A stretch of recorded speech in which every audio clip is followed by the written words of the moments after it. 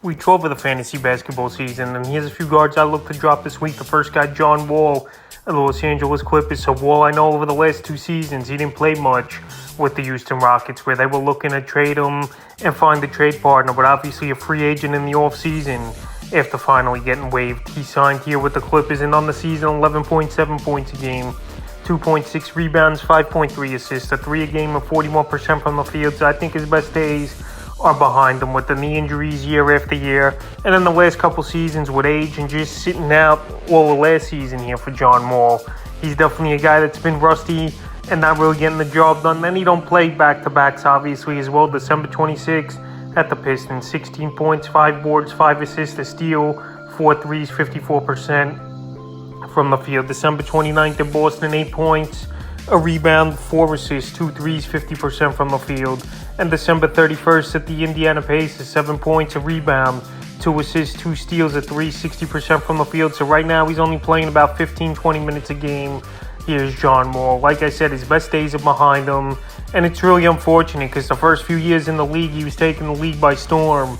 But the last couple seasons with injuries and just age catching up to him, he's definitely a guy I would drop this week because he's not doing much for fantasy owners. Even if he goes on a little bit of a run, I can't see him really contributing to owners in 10 and 12 team leagues. The next guy's Alex Caruso of the Chicago Bulls. So last season in his first year with Chicago, pretty decent year. But in terms of fantasy basketball, he was never a guy that held enough value to hold on to in many leagues. On the season, 5.4 points a game, 2.8 rebounds, 3.6 assists, 1.6 steals, and 44% from the field here for Caruso. So the last few games here since he returned, December 21st at Atlanta, 5 points, 2 rebounds, 2 steals, a block, a 3, 100% from the field. December 30th versus Detroit, 8 points, 2 threes, 2 rebounds, 2 assists, 2 steals, a block.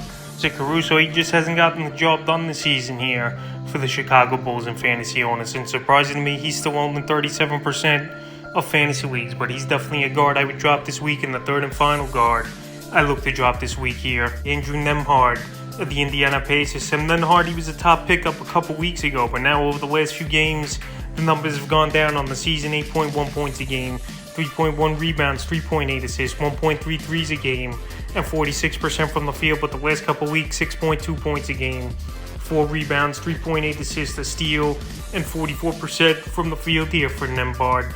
So he's definitely getting the minutes with this Indiana Pacer team, playing anywhere from 25, 30 minutes a game.